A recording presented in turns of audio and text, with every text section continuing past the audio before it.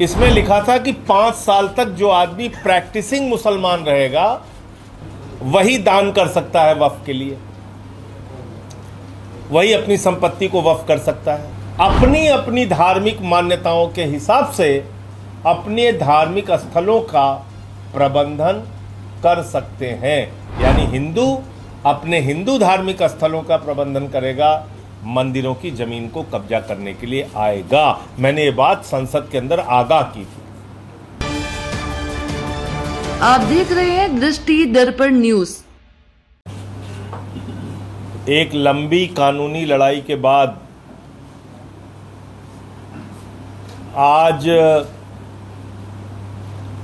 वक्फ संशोधन बिल पर माननीय सर्वोच्च न्यायालय ने अपना फैसला दिया है और इस फैसले से देश के प्रधानमंत्री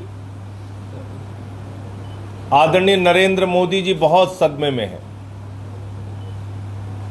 मोदी जी के अंधभक्त भी सदमे में हैं। हालांकि अंधभक्तों का कोई फायदा नहीं होने वाला था, लेकिन वो बेचारे सदमे में हैं कि नफरत फैलाने का एक बढ़िया मौका मिल रहा था, वो सुप्रीम कोर्ट ने हमसे छीन लिया। इस बिल के ऊपर रोक लगाने की वजह से जो मोदी जी का और उनकी सरकार का जो मकसद था, वो सबसे बड़ा मकसद था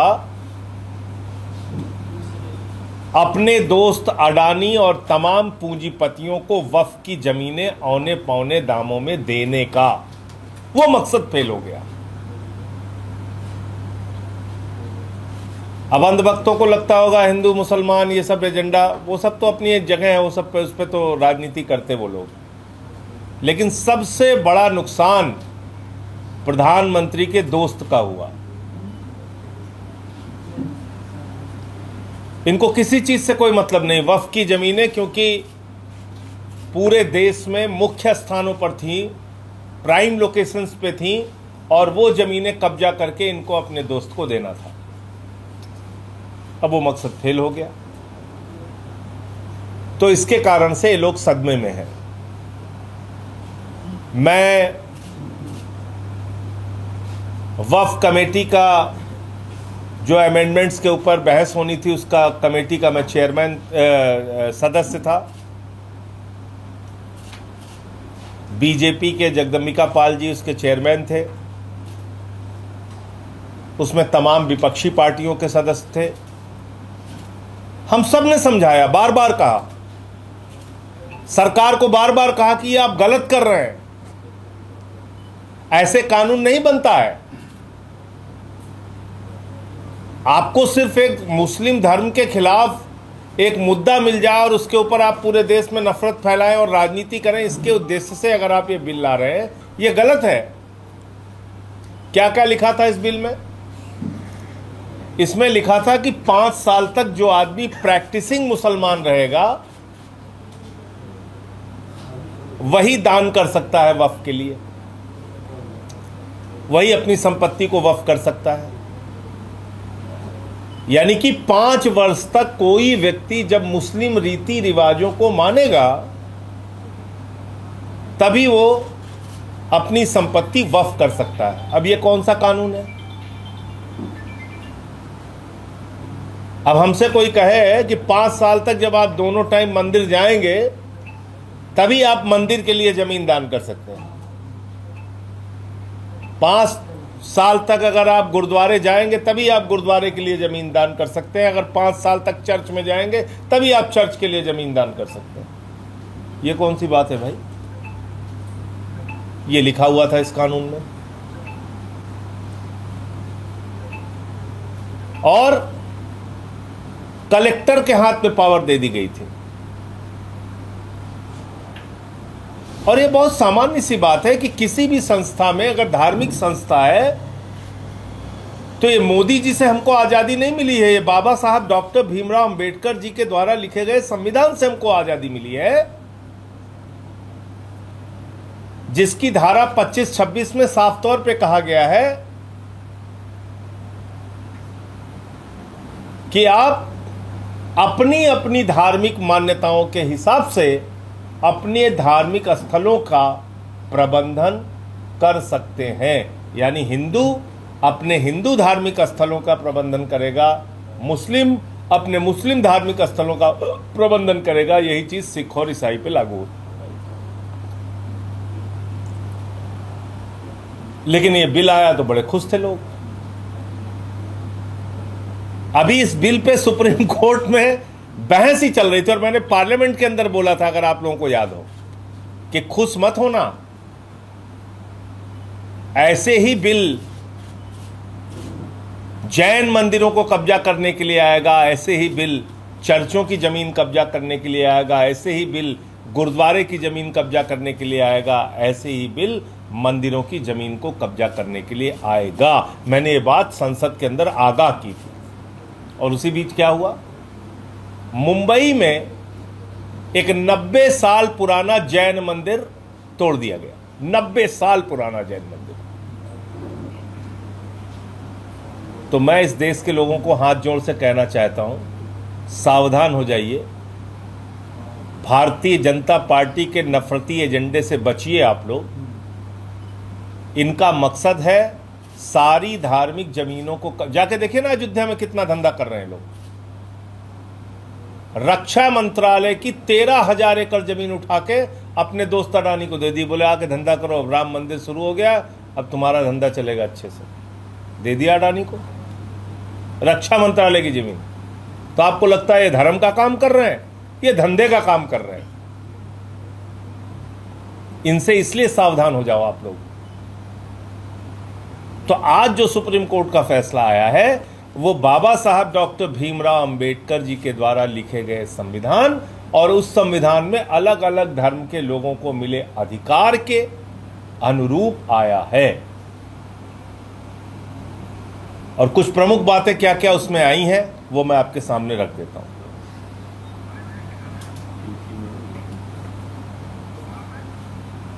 नंबर 1, वक्फ बाय यूजर को रद्द करने पर रोक। कलेक्टर निर्णय नहीं करेगा कि कोई प्रॉपर्टी वक्फ है या नहीं है। इस पर रोक लग गई। जो पावर इन्होंने कलेक्टर को दिया था कि कलेक्टर यह तय कर सकता था कि यह जमीन वक्फ की है या नहीं है, तो वो अब उस पर रोक लग गई। नंबर 1, बोर्ड का जो सीईओ है वो मुस्लिम होना अनिवार्य है। जैसा मैंने आपको बताया कि हमारा संविधान इस बात की इजाजत देता है कि अलग अलग धर्म के मानने वाले लोग अपनी धार्मिक संपत्तियों का प्रबंधन स्वयं से आजादी के साथ करेंगे, तो वो मुस्लिम होगा। राज्य वक्फ बोर्ड में 3 से ज्यादा सदस्य किसी और धर्म के नहीं हो सकते। सेंट्रल वक्फ बोर्ड में 4 से ज्यादा सदस्य किसी और धर्म के नहीं हो सकते। यानी कि मेजॉरिटी उसी धर्म के लोगों की होगी बोर्ड के अंदर जिस धर्म के बोर्ड हैं। यानी वक्फ बोर्ड जो है और सेंट्रल वक्फ बोर्ड जो है वो क्योंकि मुस्लिम धार्मिक संपत्तियों के प्रबंधन के लिए है, तो इसलिए उस धर्म के लोगों की संख्या ज़्यादा होगी और गैर मुस्लिम सदस्यों की संख्या 1 में 3 होगी राज्य में और केंद्र में 4 होगी। और तीसरा, जैसे मैंने आपको बताया कि 5 साल तक प्रैक्टिसिंग मुस्लिम होगा तभी दान कर सकता है, वक्फ कर सकता है, उस बात को भी सुप्रीम कोर्ट ने गलत माना। तो जो बात मीडिया के लोग ये कहते हैं कि हम लोग संसद का समय बर्बाद करते हैं, संसद का समय तो मोदी जी की सरकार बर्बाद कर रही है। आपने एक गैर कानूनी बिल, गैर संवैधानिक बिल सदन में चर्चा कराई, सदन का समय बर्बाद कराया और बाद में आपको सुप्रीम कोर्ट से सुप्रीम तमाचा पड़ गया। हम लोग सही थे, हमारी बात आपने नहीं सुनी। तो मोदी जी, अपने दोस्त की दोस्ती में इतना अंधा मत हो जाइए कि सभी धार्मिक संपत्तियों को कब्जा करके आपकी जो मुहिम है पूंजीपतियों को देने की, अब उस पर रोक लगाइए। आपने अभी 1 रुपए में 1050 एकड़ जमीन अडानी को दे दी, हरी भरी जंगल की जमीन। 1050 एकड़ जमीन 1 रुपए में दे दी। बताइए आपको कितने में जमीन मिलती है? आपको 1 एकड़ जमीन खरीदने में अपने पूरे जीवन की कमाई लगानी पड़ेगी, तब भी नहीं खरीद पाएंगे 1 एकड़ जमीन। और 1050 एकड़ जमीन 1 रुपए में मिल गई। और हरी भरी जंगल की जमीन, और उसको दिखाया गया है कागजों में बंजर। ये है, और 1 लाख पेड़ है वहां पे। ठीक आप जानकारी दे रहे हैं। तो शुरुआत से आम आदमी पार्टी का स्टैंड रहा है कि वक्फ कानून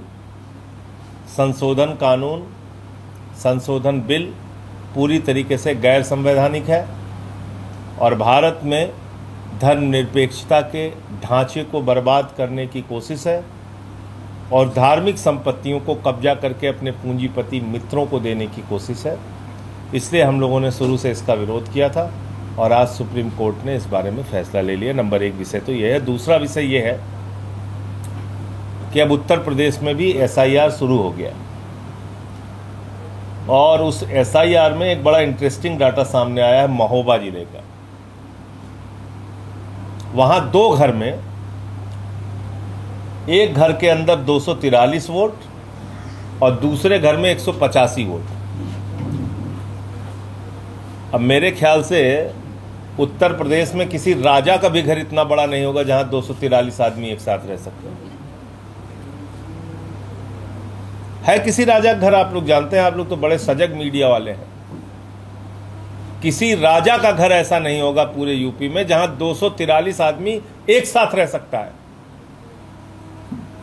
किसी राजा का घर इतना बड़ा नहीं होगा जहां पे कि 185 आदमी एक साथ रह सकता है। और ये भी 243 मतदाता हैं, ध्यान रखिए। इसका मतलब परिवार होगा 600-700 हजार आदमी का परिवार। भाई 4 में 1 मतदाता होते हैं ना, 4 आदमी के परिवार में 1-2 मतदाता होते हैं।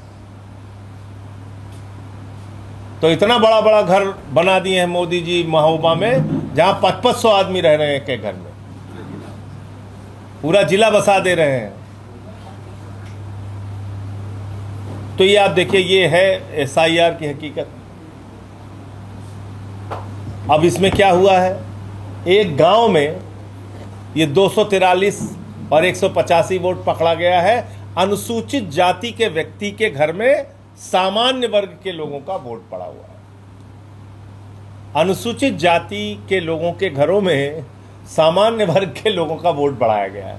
अब ये सीधा फर्जीवाड़ा है, आप पकड़ सकते हैं, साफ तौर पे पकड़ सकते हैं। तो इसलिए उत्तर प्रदेश में भी करोड़ों लोगों के वोट काटने की केचुआ की तैयारी है और करोड़ों लोगों के वोट जोड़ने की केचुआ की तैयारी है।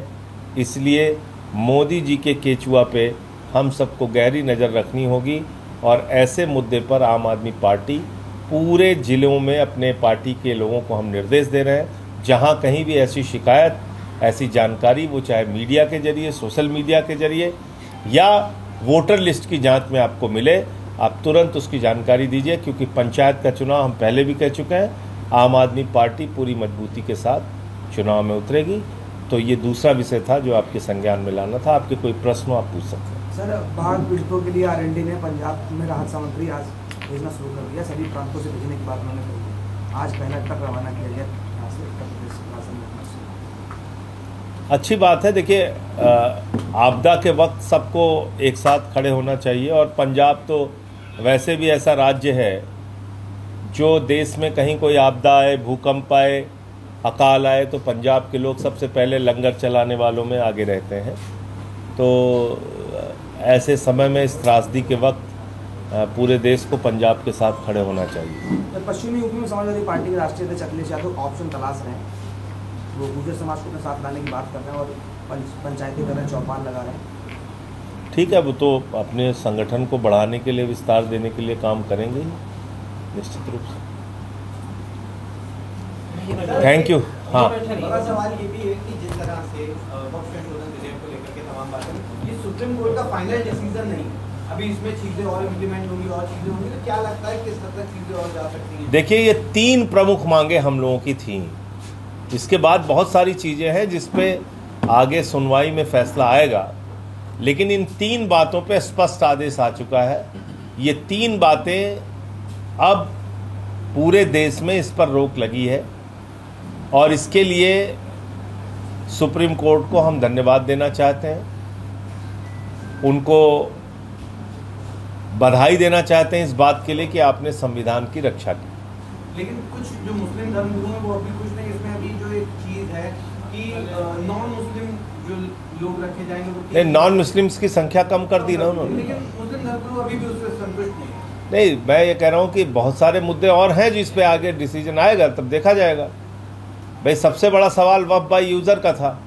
अगर कलेक्टर फैसला लेने लगता तो आप समझिए बीजेपी जहाँ जहाँ चाहती, जैसे जैसे चाहती, उस ज़िले में विवाद शुरू करा देती।